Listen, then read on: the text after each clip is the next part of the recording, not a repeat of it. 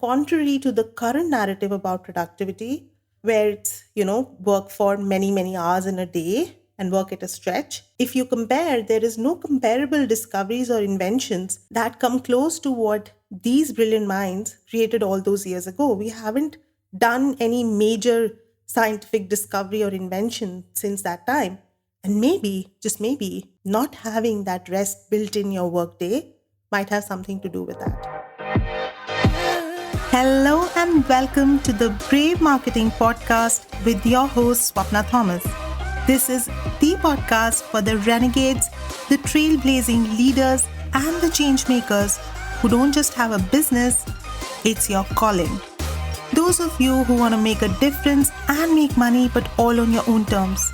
I'm on a mission to show as many life coaches as possible how you can have more income, more impact, and infinitely more fun by being unapologetically and bravely you and breaking all the rules.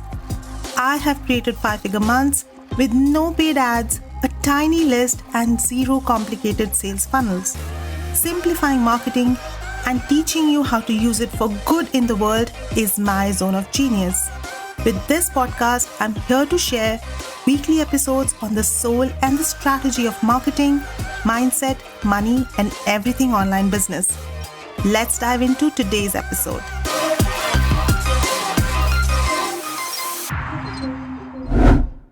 So before I start this episode, I have 2 disclaimers to make. One, I have a very, very bad cold, so my voice might not be the best.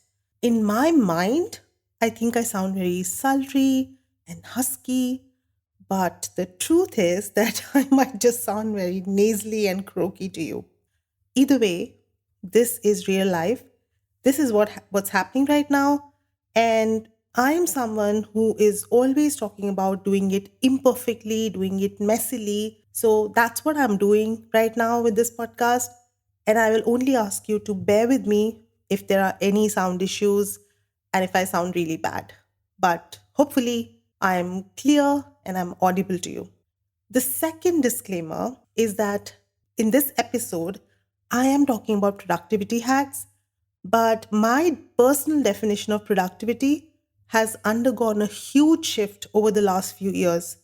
It's not just about getting through a to-do list or checking off some arbitrary productivity markers.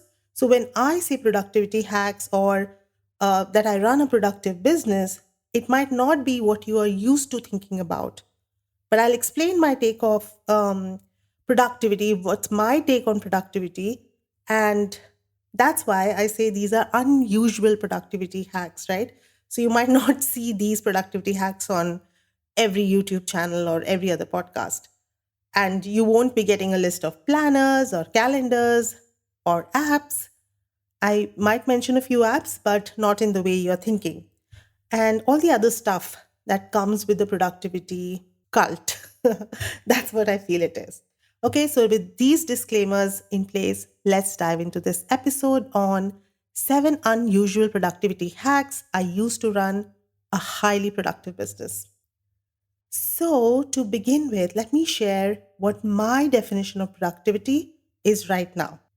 The capitalist colonial definition of productivity, where your worth is measured by the output you can create in a day, is simply not acceptable to me. The cult of productivity, which places profits before people, has already done a lot of damage, and I refuse to be a part of that cycle anymore. So, for example, planting trees and cutting them down can both be seen as productive exercises, right? If you're just measuring how many trees did you cut down today or how many trees did you plant today. But the modern economy perversely deems deforestation much more profitable than reforestation because it does not take into account the consequences of these actions in the long term. So if you're cutting down trees in the immediate future, you're going to make some money out of it. But if you're reforesting or if you're planting trees, the payoff comes many, many years later. And in the traditional sense of productivity, that's not really counted. And that's why I say it does a lot of damage. So right now in your business, you feel bad for every moment that you're not working, or even when you have worked yourself to the point of burnout and you still feel that, I could have worked a little bit more, I should have worked a little bit more. Or if you can't see yourself as productive because you just took a few breaks during the day, even though you pretty much worked all day, then you have an extremely unhealthy view of productivity right now. This is why I look at productivity as generating profitable value in my business while living a meaningful life, a holistic life, and saying no to anything that's unnecessary for my growth. So, simple systems of marketing, selling, and delivery to clients, so client work, right? Delivering my services to client are crucial for me to feel productive in business because I can spend all the time that I save from doing anything that is fluff or unnecessary to live my life the way I want to live it. So, here is what my current marketing system looks like. Just to give you an example. So, I have two pillars of content right now. One is a short form pillar, and the other is the long form. So, short form content is where I write my posts on Facebook, repurpose the same post on Instagram, and long form content is this, my podcast, which will eventually be repurposed on social media. So I'm going to break these long posts and long episodes that I'm creating into smaller social media posts. And the short form content is sent as it is. So my one of my best social media post of the week is sent to my email just as it is with a call to action. And the long form content, which is this podcast episode, is sent to my email list as a summary of the podcast with a link to the episode. This is the most impactful way for me to show up right now while caring for the human I am, while caring for my clients and my audience, and living my best life and enjoying life outside of my business. So now that I've given you a sense of what productivity means to me, let's start talking about the 7 unusual productivity hacks that help me do all the marketing and all the client delivery in just about 3 to 4 hours a day. So, my first productivity hack is rest. Yep. The right kind of rest is essential to improving your productivity. Our brain undergoes a lot of energetic activity during rest as well. There's lots of scientific study to prove that. And one of the main parts of our brain, which is called DMN, the default mode network, is highly, highly active during the resting period as compared to any other period when you're working or you're really not resting. And this DMN actually drives memory, empathy, imagination, and future visualization, which I believe are some of the most important parts of our brain and what really needs to happen for us to grow and create what we desire. So, if you want to know more about the study that has been done on rest and its impact on brain, I would highly recommend you to read the book Rest by Alex Sujin Kim Pang. It will help you understand how different types of rest, whether it is napping, walking, mind wandering, where you just let your mind wander, how they affect your brain, creativity, and how impactful your work becomes because of these. One of the biggest takeaways for me from this book was the deconstruction of the routines of some of the brightest minds of our scientific history, like Charles Darwin, Edison, Einstein, and the fact that they worked modest hours, mostly 3 to 4 hours a day, with plenty of rest periods in between. And they had long periods of time in the year where they simply did not work. And contrary to the current narrative about productivity, where it's, work for many, many hours in a day and work at a stretch, if you compare, there is no comparable discoveries or inventions that come close to what these brilliant minds created all those years ago. We haven't done any major scientific discovery or invention since that time. And maybe, just maybe, not having that rest built in your workday might have something to do with that. The second productivity hack I have is a no planner policy. And I have absolutely nothing against planners. And if they work for you, please keep using them by all means. But after spending at least a couple of $1,000s on all kinds of planners, planning systems, and courses, what I have realized is that they simply don't work for me. This is why I don't buy any planners, no content planners, no daily planners, no monthly planners, none of those. That doesn't mean that I don't plan anything. I do write in my journal um, my money goals for the month, what my growth goals are for the month. How will I know that I'm growing and progressing? What are my markers for that?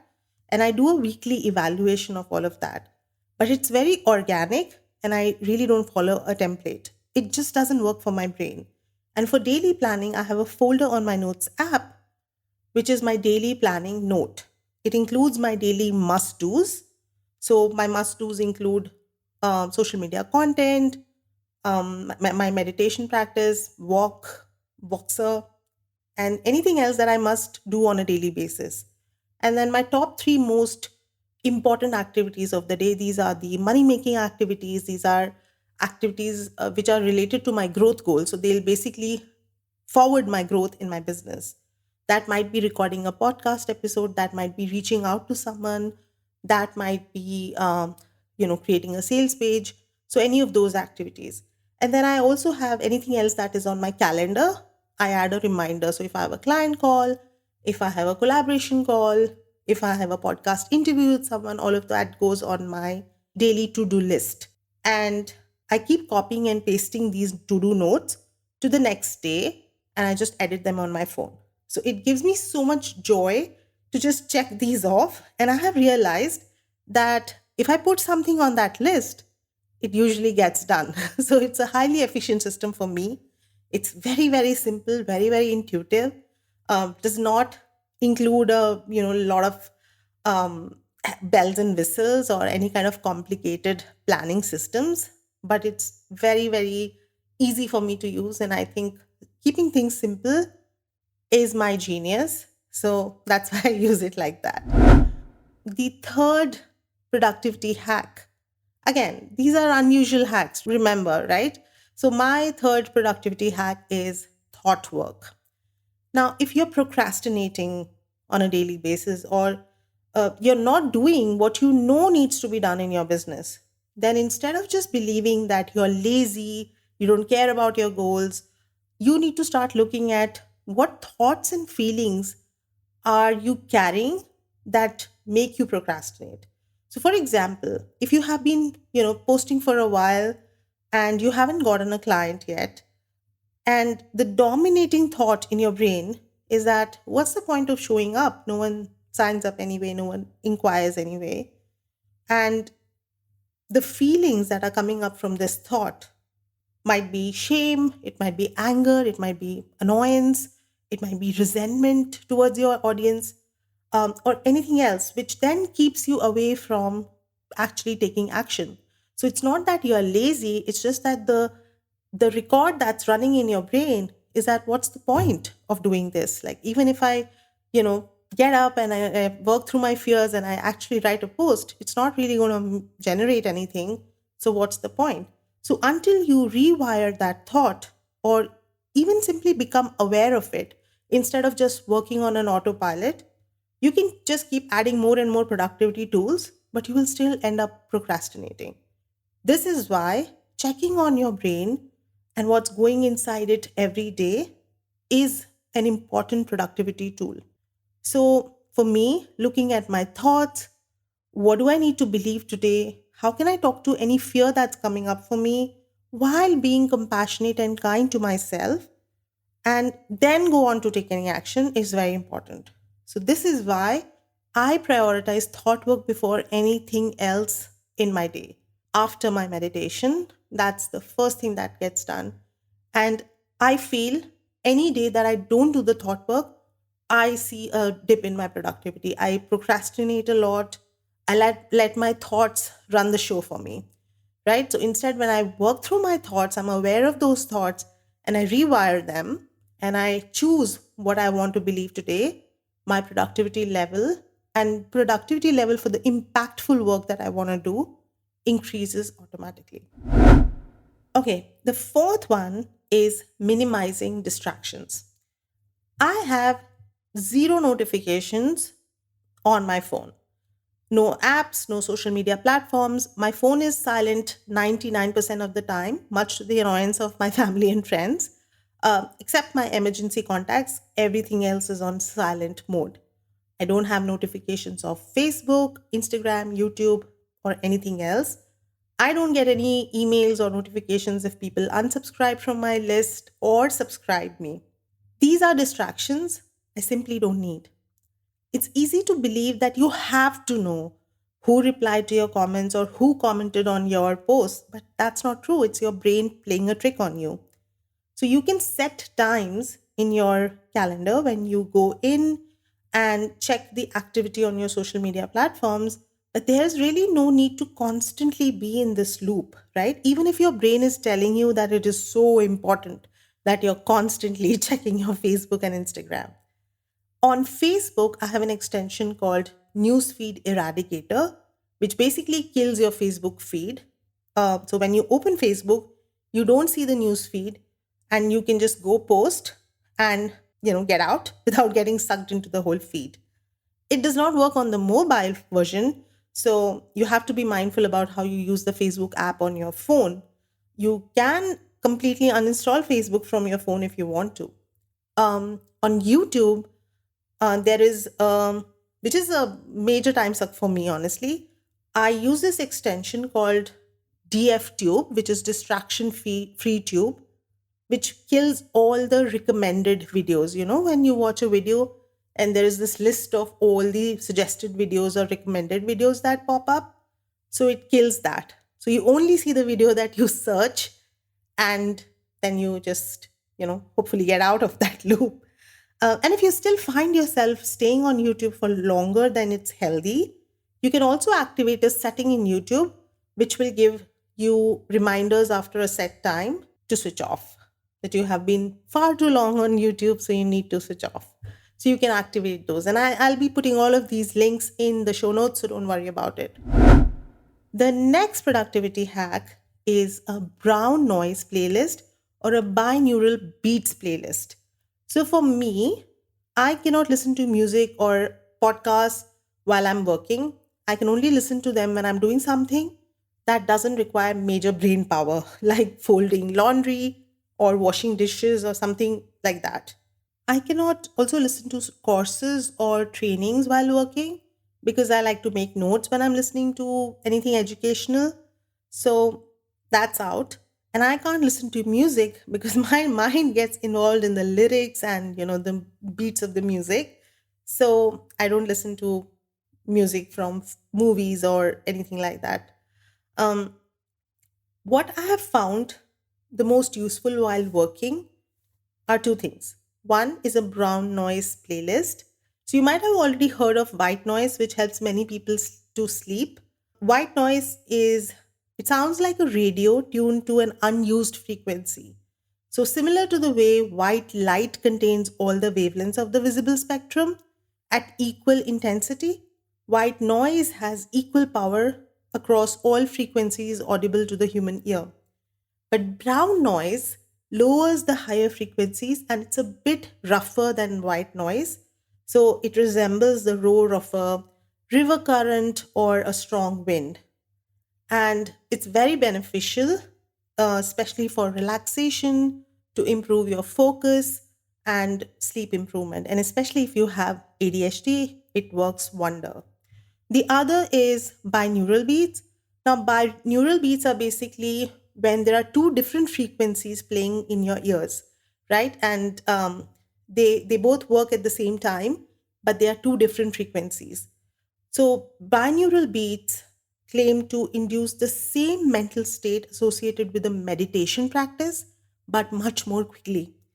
And in effect, binaural beats are they are said to reduce anxiety, increase focus and concentration, lower stress, and makes you more relaxed.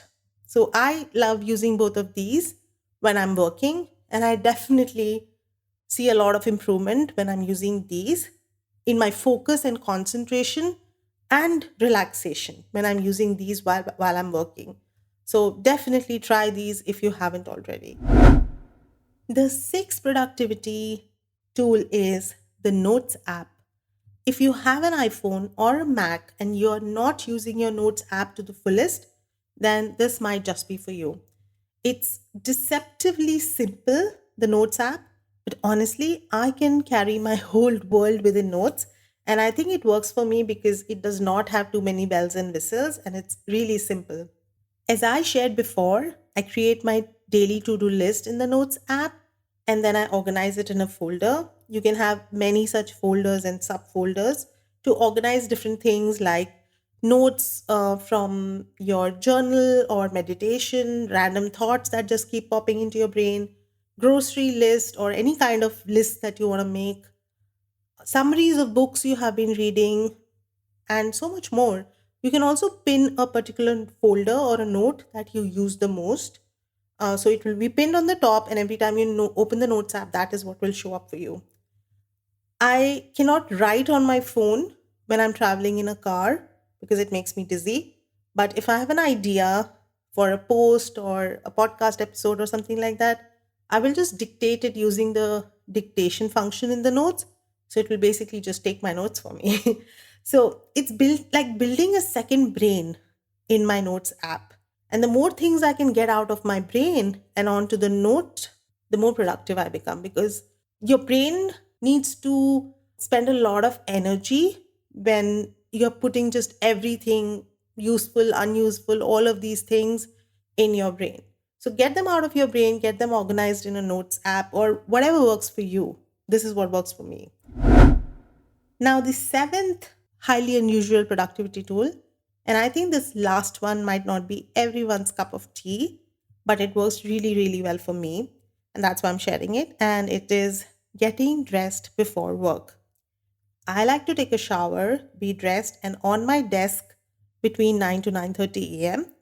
And I know that the dream of online business or the expectation around having an online business is that you get to work in your PJs, you get to work from your bed, and that's what freedom means. But unfortunately, it doesn't work for me. When I am showered, I am dressed in fresh, comfortable clothes that are not PJs, and I put on minimal makeup, I feel a surge of energy for the day. And it also marks the start of my workday. That doesn't mean that I never work from my bed or I never work in my PJs. For sure, I do those things when I'm feeling lazy or just demotivated to get out of my bed or I'm unwell and I just go with my pace. But 9 out of 10 times, I feel I create my most impactful work when I get dressed for work. I feel the freedom that I seek is more about meaningfully working only for a few hours than working in my PJs. But that's me, and I have literally no judgment on anyone who likes working in their PJs. So I just wanted to share this one thing because I think if you are someone who doesn't really, get dressed before work, or maybe you just like working in your PJs and it's not working for you, maybe try this. So these were my 7 unusual productivity hacks. I would love to know which of these were the most useful for you, or if you have a productive hack of your own, do share it with me on Instagram. That's it for this episode. Until next time, stay brave. That's the episode for today. Thank you so much for listening to this episode. I am thrilled to have you as part of the Brave Marketing community. Because this podcast is still brand new, it would mean so much to me if you could leave a 5-star review, as that will make it easy for other brave hearts to find this podcast and grow our community of rule breakers. Until next time, have a brave week ahead.